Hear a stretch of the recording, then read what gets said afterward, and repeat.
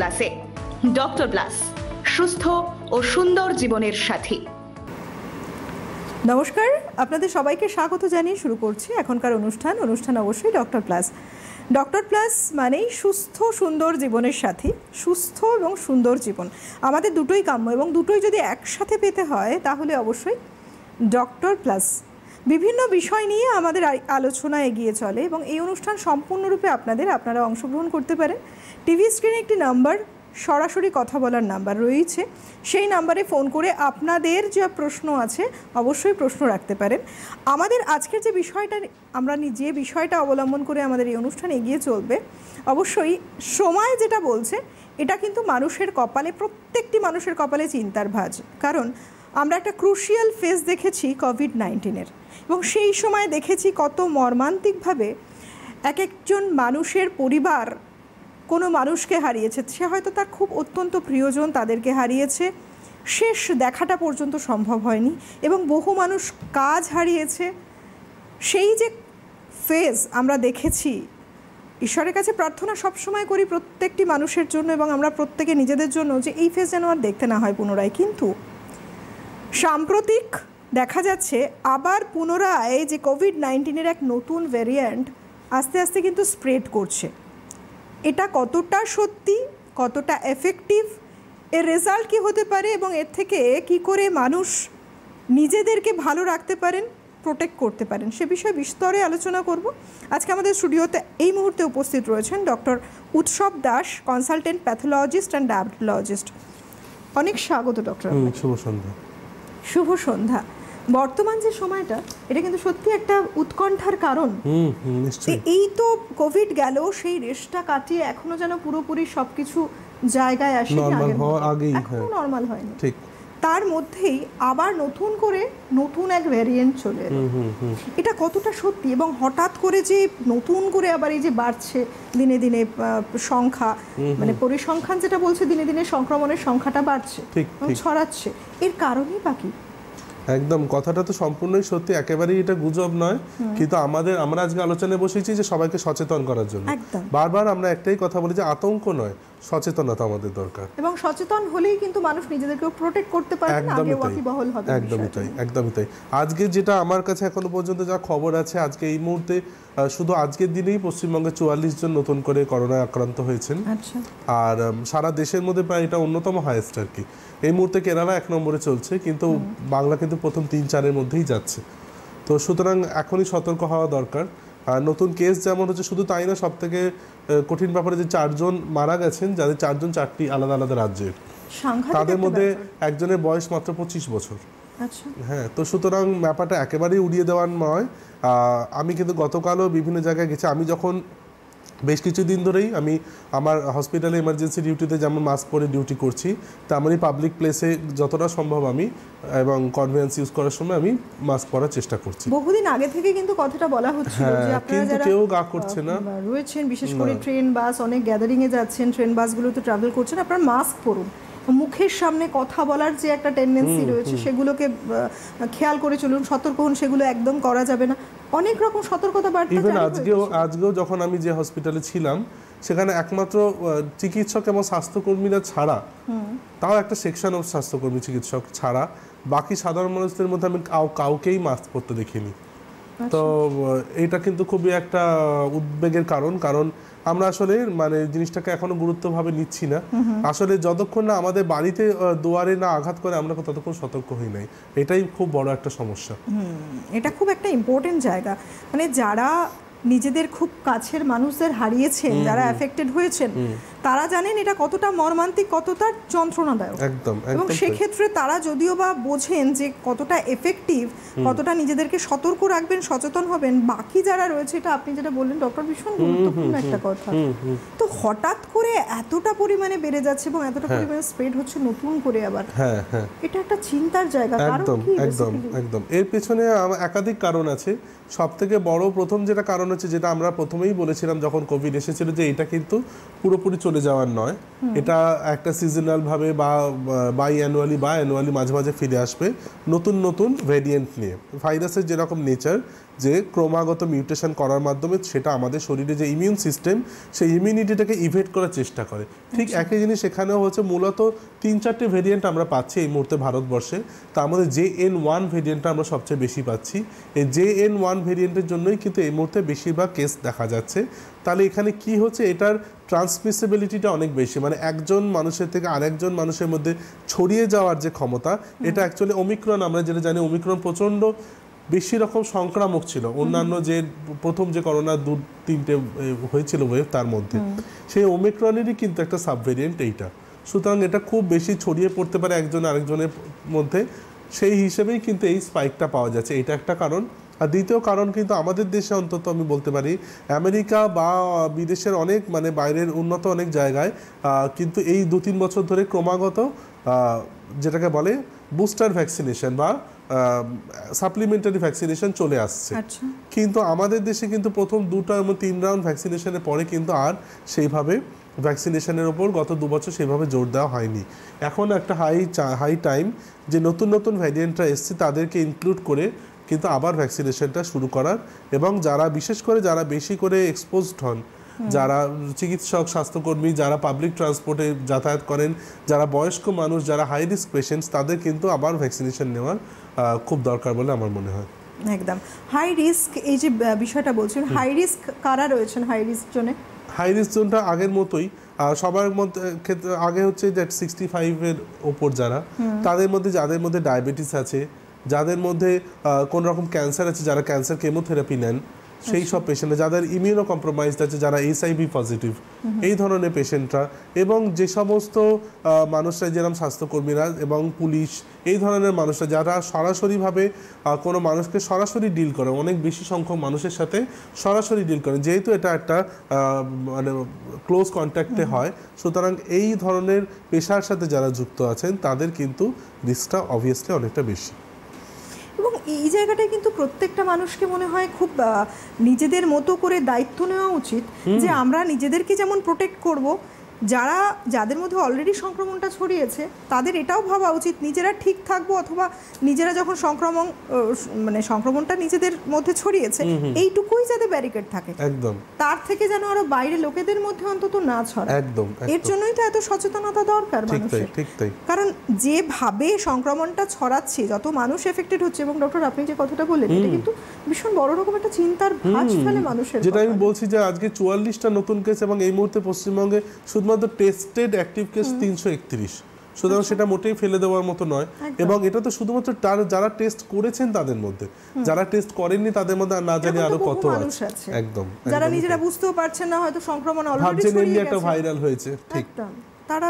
সুতরাং প্রত্যেকে প্রোটেক্টেড থাকুন, এবং অন্যকেও আমি বলবো যে অন্যকেও সাহায্য করুন প্রোটেক্টেড থাকার জন্য। তার কারণ এই যে মাস্ক ব্যবহার বা যা কিছু সচেতনতা ব্যবস্থা নেওয়ার কথা বলা হয়, প্রত্যেকে মেনটেন করুন, তাহলেই সুস্থ থাকার একটা অনেক বড় মানে সম্ভাবনা থাকছে। নইলে কিন্তু বিপদ বাড়ছি, ইনফ্যাক্ট আমরা নিজেরাই নিজেদের বিপদকে বাড়াচ্ছি। ফিচারগুলো সাধারণত কি হচ্ছে, এটা কি আগে যারা কোভিডে আক্রান্ত ছিলেন সেই সময় যে ফিচারটা ছিল এইটা একটা একই রকম না একটু আলাদা? খুব ভালো প্রশ্ন, এটা একটা চিন্তারও বিষয়। কারণ যেটা হয় যে মানে ভ্যারিয়েন্ট টু ভ্যারিয়েন্ট একটু ফিচারটা আলাদা হয়। এইটার জন্য কিন্তু এখন আরো কনফিউশনের সৃষ্টি হচ্ছে। কারণ এখন যে দেখা যাচ্ছে, এখন যে কারেন্ট যেটা আমি বলছিলাম JN1 ভেরিয়েন্ট, তাতে কিন্তু আমরা সবচেয়ে বেশি যে কমপ্লেনটা পাচ্ছি সেটা হচ্ছে হোর্সনেস অফ ভয়েস, মানে গলা ধরে থাকা, গলার মধ্যে একটা অস্বস্তি, কাশি, গলা ব্যথা, এইটা বেশি পাওয়া যাচ্ছে। যেটা আমরা এর আগের বার কিন্তু loss of taste and loss of smell, এইটাকে আমরা ক্লাসিক কোভিড বলে আমরা বলছিলাম, যে তারা মুখের স্বাদ চলে যাচ্ছে, নাক দিয়ে কোনো গন্ধ পাচ্ছেন না। এবারে কিন্তু সেইটার তুলনায় আমরা হোর্সনেস অফ ভয়েসটা কিন্তু আমরা প্রাইম সিমটম হিসেবে দেখতে পাচ্ছি। এর ফলেই কিন্তু আরও কনফিউশনটা হচ্ছে, কারণ অনেকেই বুঝতে পারছেন না, যে তারা ভাবছেন যে করোনা মানে তো নাকে গন্ধ পাবো না, আমি তো নাকে গন্ধ পাচ্ছি, সেই আগের লক্ষণগুলোকে কিন্তু তারা বুঝতে পারছেন না সেবারে যে ভেরিয়েন্ট ছিল এবারে যে ভেরিয়েন্ট সেটা কিন্তু আলাদা।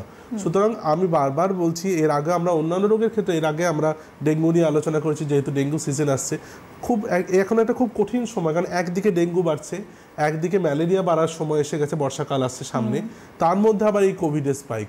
সুতরাং সার্বিকভাবে অনেক রকমভাবে জ্বর হচ্ছে। সুতরাং সেগুলো একটার সাথে অবভিয়াসলি অনেক কিছু ওভারল্যাপ করে। আমরা যদি টেস্ট না করি, তাহলে কিন্তু আমরা জানতে পারবো না যে আমার এক্স্যাক্টলি কোনটা হয়েছে, এবং সেই অনুসারে আমরা মানে যেটাকে বলে মানে ফোকাস ট্রিটমেন্ট আমরা পাবো না। সেই জন্য বারবার বলছি যে টেস্ট করুন। আমাদের সরকারি ব্যবস্থায় কিন্তু সমস্ত জায়গায়, আমার হসপিটালেও সব জায়গায় কিন্তু কোভিড পরীক্ষার ব্যবস্থা আবার চালু হয়ে গেছে। খুব স্বাভাবিক, কারণ যদি ধরা যায় তাহলেই কিন্তু সঠিক ট্রিটমেন্ট নেওয়া সম্ভব। কারণটাই যদি জানা না গেল তাহলে কি হিসেবে ট্রিটমেন্ট করবে, আর রেজাল্টটাই বা কি এসে দাঁড়াবে। সেই ক্ষেত্রে প্রত্যেকটা মানুষকে অন্তত এই সময় সজাগ হতে হবে, সচেতন হতে হবে, এবং টেস্ট করানোটা ম্যান্ডেটরি। একটু দেখে নিন কি কন্ডিশনে রয়েছে, কি কন্ডিশনে আমরা রয়েছি। এই অবস্থায় কি করণীয় ডক্টর? দুভাবে দেখতে হবে। একটা হচ্ছে যে পেশেন্ট কি করবেন। পেশেন্ট হচ্ছে যার একটু সন্দেহ হচ্ছে যে তার হাঁচি কাশি হচ্ছে, হয়তো তখনও টেস্ট করায়নি, সেই সময় যেটা আমার উচিত, যেটা একটু আগে আপনি বললেন যে অন্যর মধ্যে যাতে না ছড়ায়, সেইটাও কিন্তু একটা সচেতনতা। আমার শুধু নিজের বাড়ির কাছের লোকের জন্য না, আমি যখন বাড়িতে ফিরছি, ট্রান্সপোর্টে আছি, তখনও যেন আমি মানুষের মধ্যে না চাই। যার জন্য আমি বলবো তাদেরকে একটা করে মাস্ক অবশ্যই পরতে, এবং যদি সম্ভব হয় সে যদি মনে করে যে তার প্রবল ফিচার্স আসছে, তাহলে কিন্তু তাকে অ্যাটলিস্ট ডাবল মাস্ক পরে থাকতে, তাহলে কিন্তু সেটা অন্যজনকে ছড়ানোর ক্ষেত্রেও কিন্তু অনেকটা প্রোটেক্ট করবে। এইটা একটা কাজ। এবার বাড়ি ফিরে যে টেস্ট করলে তার যদি পজিটিভ আসে, সেটা আবার সেই একরকম নিজেকে পুরোপুরিভাবে বিচ্ছিন্ন করে নেওয়া, এবং নিজের high dose of vitamin C, vitamin D এবং জিঙ্ক এগুলো খাওয়া, তার সাথে দরকার হলে অ্যান্টিপাইরেটিক্স এবং প্রচুর পরিমাণে জল খাওয়া, এইগুলো করা, এবং অক্সিজেন স্যাচুরেশনটা বারবার মাপা, যেটা আমরা আগেও বলেছিলাম যে পালস অক্সিমেট্রির মাধ্যমে অক্সিজেন স্যাচুরেশনটা ক্রমাগত মাপতে থাকা। এইগুলো করতে হবে পেশেন্টকে। পেশেন্টের বাড়ির লোককে কী করতে হবে, যেটা সেফ ডিস্টেন্স, তাকে তো খেতে দিতে হবে, তার যত্নআত্তি করতে হবে, সব কিছুই করতে হবে, কিন্তু নিজেকে বাঁচিয়ে। সুতরাং অবশ্যই তিনিও একটা মাস্ক বা ডাবল মাস্ক পরে সেই ঘরে যাবেন, তার খাওয়া দাওয়া এগুলো সবগুলো মেনটেন করতে হবে, তার নিউট্রিশনটাও দেখতে হবে। কিন্তু প্রত্যেকের ক্ষেত্রে বারবার বলছে নিজের ইমিউনিটিটাকে অপটিমাম করার চেষ্টা করতে হবে। ভিটামিন সি, ডি, জিঙ্ক এই ধরনের যেগুলো খাবারে যেগুলো পাওয়া যায় তার মাধ্যমে, অথবা ট্যাবলেটের মাধ্যমে আমাদের সেটা ইনটেক করতে হবে, ট্যাবলেট বা ক্যাপসুলের মাধ্যমে।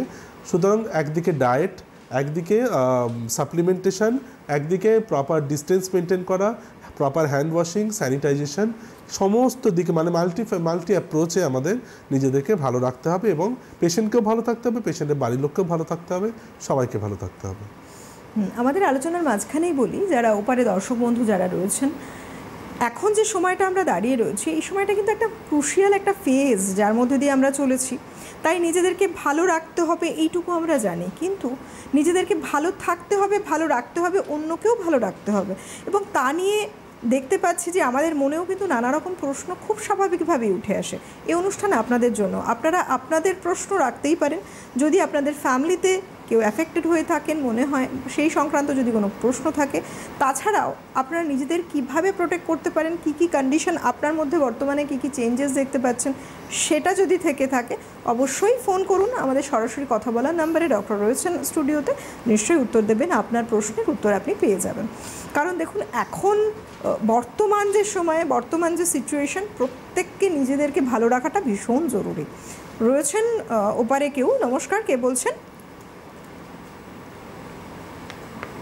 নমস্কার, কে বলছেন? আমি একটু ডাক্তারবাবুকে সঙ্গে জানতে চাই যে কোভিড-19 আমাদের কি করা উচিত। হ্যাঁ, ডক্টরবাবু শুনছেন, আপনি বলুন,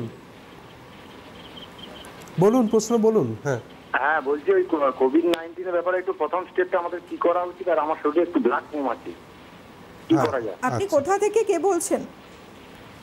আমি কাকদ্বীপ থেকে বলছি। বেশ, আচ্ছা, আপনি থাকুন, আমরা এটা নিয়ে আলোচনা করছি। উনি বলতে চাইছেন যে কোভিড-19 হলে আমাদের কি করা উচিত। আমরা একটু আগেই আলোচনা করলাম। আপনি যদি মিস করে থাকেন, আমাদের ইউটিউব বা ফেসবুক পেজেও কিন্তু এটা আবার শোনা যাবে, সেই জায়গাটা আপনারা শুনতে পারেন।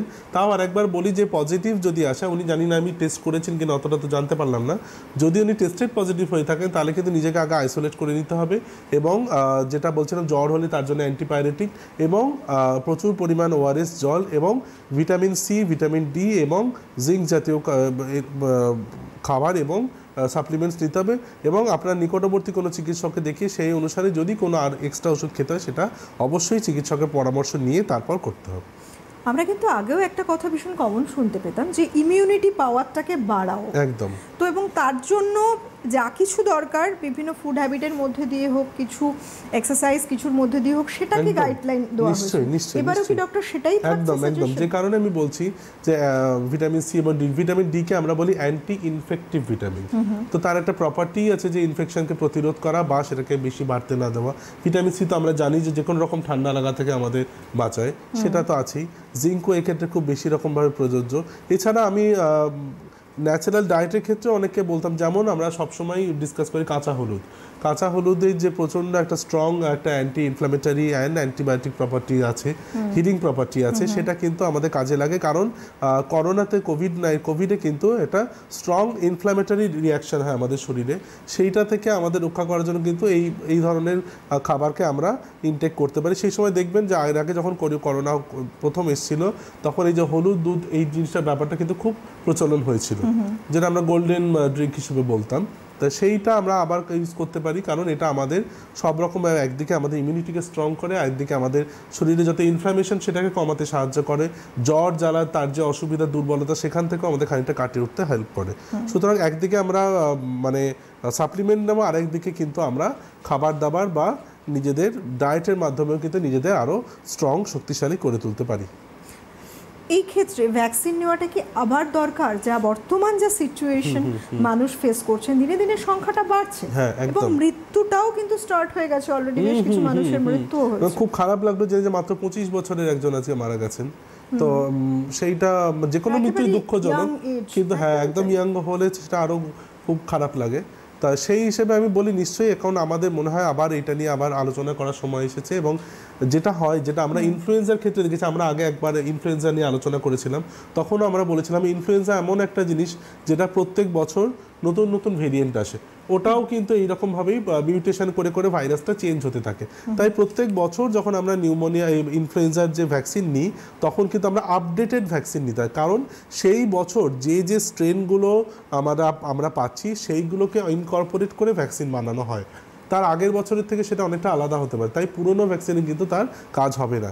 এই একই কথা করোনার ক্ষেত্রে প্রযোজ্য। আমরা প্রথমে একরকম ভ্যাকসিন নিয়েছি, এখন যখন আমাদের নতুন নতুন ভেরিয়েন্ট পাচ্ছি, আমরা JN1 BN নানা রকম ভ্যারিয়েন্ট পাচ্ছি, এইগুলোকে আমাদের পুনের যে ল্যাব আছে, আমাদের আরও বেশ কিছু আমাদের দেশে খুবই উন্নত ল্যাব আছে, সেখানে অলরেডি জিনোম সিকোয়েন্সিংয়ের জন্য দেওয়া হয়েছে। সেই জিনোম সিকোয়েন্সিংয়ের পর সেই অনুসারে ভ্যাকসিনগুলোকে মডিফাই করে আমাদের খুব তাড়াতাড়ি আবার সেটা চালু করা দরকার। বিশেষ করে বারবার বলছি, যারা খুব বেশি এক্সপোজড এবং যারা খুব হাই রিস্ক তাদের জন্য অন্তত আবার একটা বুস্টার ডোজ বা সাপ্লিমেন্টারি শট দেওয়া খুব দরকার। একদম সচেতন থাকুন, সুস্থ থাকুন, এটাই কাম্য। কে রয়েছেন? নমস্কার। নমস্কার, আমি বিমল নস্কর বলছি টালিগঞ্জ থেকে। হ্যাঁ বলুন।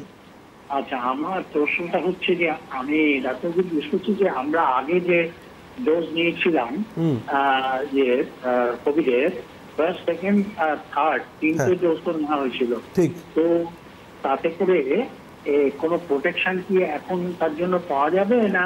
যে আপনি তো বলছেন অনেকগুলো যে প্রোটেকশন নেওয়ার কথা, সেগুলো তো একদমই তাই।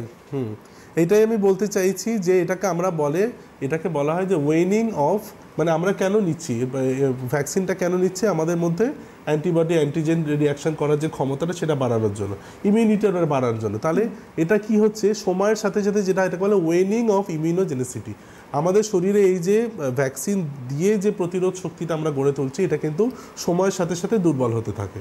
সেটা হয়তো 6 মাস 8 মাস ম্যাক্সিমাম প্রয়োজন। সেই জন্যই বুস্টার শট দেয়। বুস্টার শট দেওয়ার কারণটাই তাই, যেই তার শক্তিটা কমতে থাকছে তখন আবার তাকে নতুন করে সাপ্লাই দেওয়া। এইটা আবার একদিকে যেমন এইটা একটা কারণ, তার উপর আবার এই যে নতুন যে ভ্যারিয়েন্টগুলো, এইগুলো তো আগেবারে ভ্যাকসিনে ছিল না ইনকর্পোরেট করা। সুতরাং অবশ্যই নতুন করে ভ্যাকসিন নেওয়ার সময় এসে গেছে। যারা 3 ডোজও নিয়েছেন অবশ্যই আপনারা সেইটার জন্য প্রোটেকশন পেয়েছেন, এবং 3 ডোজ পাওয়ার পরেও যাদের কোভিড হয়েছে তারা কিন্তু অনেক সিভিয়ার কোভিড হওয়ার থেকে রক্ষা পেয়েছেন। সুতরাং এই যে চারিদিকে যে নানা রকম মিস ইনফরমেশান ছড়ানো হয় যে এই ভ্যাকসিনের থেকে সাইড এফেক্টে বেশি হয়, এফেক্টের থেকে, কিন্তু সেই মিস ইনফরমেশানে কান না দিয়ে আপনারা নিজেদেরকে প্রোটেক্ট করার চেষ্টা করুন। এবং এবার আমরা আশা করব যে এই যে রাইজিং কেস এই অবস্থায় নিশ্চয়ই কোনো একটা অ্যানাউন্সমেন্ট খুব শীঘ্রই হবে, সেই অনুসারে যেই মুহূর্তে আপনারা জানতে পারবেন যে নতুন করে ভ্যাকসিনেশন স্টার্ট হচ্ছে বা নতুন ফর্মে ভ্যাকসিন আসছে, তখন কিন্তু আপনাদের সেটা যত তাড়াতাড়ি সম্ভব নিয়ে নেওয়ার চেষ্টা করতে হবে। একদম, আগের বারেও কিন্তু ঠিক তাই হয়েছিল। যখন সংখ্যাটা বাড়ছে নিশ্চয়ই এরকম কোনো স্টেপ নেওয়া হয়ে থাকে, কারণ মানুষকে প্রোটেক্ট করা, মানুষকে ভালো রাখার ক্ষেত্রে হ্যাঁ সরকারও সবসময় ভেবে থাকেন, আমাদের পাশে থেকে থাকেন। সুতরাং আচ্ছা ডক্টর, এই প্রসঙ্গে আসি, যদি আসছি প্রসঙ্গে, তবে রয়েছেন কেউ। নমস্কার, বলুন।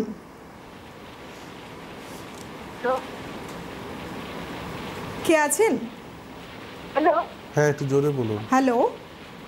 হ্যাঁ, নমস্কার। নমস্কার, কে বলছেন, কোথা থেকে? হ্যাঁ, সর্বিষ্ঠা বলছি, সেন্ট্রাল অ্যাভিনিউ থেকে। বলুন। আচ্ছা, আমার কোশ্চেন হচ্ছে যে কোভিড-19 সম্পর্কে বলছেন, কোভিড-19 মানে না হলে মানে কি কি ডায়েটের মাধ্যমে এটা প্রতিরোধ করা যায়, ভিটামিন ডি মানে কি কি খাদ্যে পাওয়া যায়, এটা একটু প্লিজ একটু বলবেন? একদম একদম একদম। বেশ, আপনি শুনতে থাকুন, সঙ্গে থাকুন। এটাই আমরা ডিসকাস করছিলাম যে ভিটামিন সি যেমন আমাদের ক্ষেত্রে খুব ইম্পর্টেন্ট। ভিটামিন সি জাতীয় খাদ্য যেমন আমরা জানি পাতিলেবু, আমলকি, এই ধরনের খাবার, মানে সাইট্রাস ফুডস যাকে বলে, সাইট্রাস ফুডস। ভিটামিন ডি যেমন আমরা ন্যাচারালি আমরা সূর্যরশ্মিতে পাই, তাহলে আমরা একটু আপনারা বাড়ির ছাদে বা বাড়ির বারান্দায় একটু বাইরে ঘোরাঘুরি করা, একটু রোদে সময় কাটানোর চেষ্টা করুন। মর্নিং ওয়াক করা যেতে পারে, কিন্তু সেখানেও আবার ওই যে এক্সপোজার, সেক্ষেত্রে মাস্ক পরে আপনারা সেটা করুন। একটু রোদ পোহানোর চেষ্টা করুন। আর কড লিভার অয়েল বা এবং চিকেন, মাছ, ডিম, এই ধরনের খাবার খাওয়ার চেষ্টা করুন। আর জিঙ্ক, আর দরকার হলে সাপ্লিমেন্ট তো আছেই, মানে যতটা সম্ভব সবুজ শাকসবজি, ফলমূল যেটা বললাম সাইট্রাস ফুডস, আর হচ্ছে চিকেন, ডিম, লিন ছোট মাছ এবং লিন মিট যাকে বলে, মানে নট রেড মিট, এইগুলো খাওয়ার মাধ্যমে কিন্তু আমরা নিজেদের ইমিউনিটিটাকে বাড়াতে পারি। আর অবশ্যই আমি যেরকম বললাম কাঁচা হলুদ, রসুন, এগুলোর প্রপার্টিটা তো আমরা সকলেই জানি যে এগুলোর মধ্যে একটা আলাদাই আমাদের শরীরকে শক্তি দেওয়া সম্ভব এগুলোর দ্বারা। তো এইগুলো আমরা ডায়েটের মাধ্যমে অবশ্যই নিজেদের ইমিউনিটিকে ম্যাক্সিমাম করে নেওয়ার চেষ্টা করব। এবং এখানে আমরা স্লিপের কথাটাও বলবো। অন্যান্য সময় যে যা করছে, কিন্তু এমার্জেন্সি সময় কিন্তু নিজের স্লিপ সাইকেলটাকে ভীষণ ইম্পর্টেন্ট, সেটাকে ঠিক রাখা, যাতে আমাদের শরীরের যে ইমিউনোজেনিক যে প্রপার্টি সেটা ম্যাক্সিমামভাবে কাজ করতে পারে। ঘুমটাকে কিন্তু সঠিক করতেই হবে। বেশ, আরও একজন রয়েছেন। নমস্কার, কে আছেন? হ্যালো। হ্যালো, আমি সামাল মুখার্জি বলছি, বাঁকুড়া থেকে। বলুন। আমি বলছি, একবার ধরুন কোভিড হয়েছে, ওই যখন হয়েছিল কোভিডটা, তার কি আরো হতে পারে? নিশ্চয়ই হতে পারে, নিশ্চয়ই হতে পারে। কোভিড একবার হলে আরেকবার হবে না এরকম কোনো কথা নেই। কারণ সবথেকে বড় কথা হচ্ছে যে বেশিরভাগ ক্ষেত্রে দেখা যায় যে যেরকম first wave, second wave, third wave, প্রত্যেকটা কিন্তু আলাদা আলাদা ভেরিয়েন্টের জন্য হয়েছিল। এই কথা ঠিক যে একবার কোভিড হওয়ার খুব তাড়াতাড়ির মধ্যে যদি আরেকবার কোভিড হয়, সেক্ষেত্রে সাধারণত সিভিরিটি খুব একটা বেশি হয় না, কারণ তার একটা অটো অ্যান্টিবডি অ্যান্টিজেন রিয়াকশনটা হওয়ার একটা তার সুযোগ থাকে। সেরকমই ভ্যাকসিনেশন নেওয়া থাকলেও তার সিভিয়ার হওয়ার সম্ভাবনাটা অনেক কমে যায়। কিন্তু আপনার একবার কোভিড হয়েছে মানে আপনারা কোনো দিন হবে না, এইটা কিন্তু একেবারেই ঠিক নয়। এইটা ভেবে নিজেকে নিশ্চিন্ত ভাবার কোনো কারণ নেই। আপনাদের সকলকে প্রোটেকশন নিতে হবে এবং মাস্ক, স্যানিটাইজেশন সব কিছু ইউজ করতে হবে ঠিক আগের মতোই। আচ্ছা ডক্টর, এই যে কোভিড-19 নতুন ভ্যারিয়েন্ট, সব থেকে বড় চ্যালেঞ্জ কি? সব থেকে বড় চ্যালেঞ্জ হচ্ছে যে এই রকম যে মানুষের মধ্যে যে বিভিন্ন ভুল ধারণাগুলোকে ভেঙে দেওয়া। তার জন্য কিন্তু আমাদের এই যে অনুষ্ঠানের মতো অনুষ্ঠান ভীষণ উপযোগী, অডিও ভিজুয়াল মিডিয়ামের মাধ্যমে, যেটা রাজ্য এবং কেন্দ্রীয় সরকারও সবসময় করে থাকেন, যে সাধারণ মানুষকে কিভাবে সচেতন করা যায়, সেই কাজটাই আমরাও করেছি, যার জন্য আজকে আমরা এই বিষয়টা বেছেছি। রয়েছেন কোনো বন্ধু ফোনে। নমস্কার, কে বলছেন? হ্যালো। হ্যালো। হ্যাঁ, কে বলছেন, কোথা থেকে? আমি ত্রিপুরা থেকে বলছি, শ্যামল ঘোষ। বলুন, বলুন আপনার কি প্রশ্ন? এই সাউন্ড, টিভির ভলিউমটা বন্ধ করুন, টিভিতে শোনার চেষ্টা করলে লাইনটা ডিসকানেক্ট হয়ে যেতে পারে। বেশ, সঙ্গে থাকুন। যারা কথা বলছেন টিভির ভলিউমটা আগে বন্ধ করে নেবেন, তাহলেই কিন্তু কথা বলতে পারবেন, আদারওয়াইজ ডিসকানেক্ট হয়ে যাবে। যথারীতি লাইনটা ডিসকানেক্ট হয়ে গেছে, ঠিক আছে, পরে নিশ্চয়ই কখনো কথা হয়ে যাবে।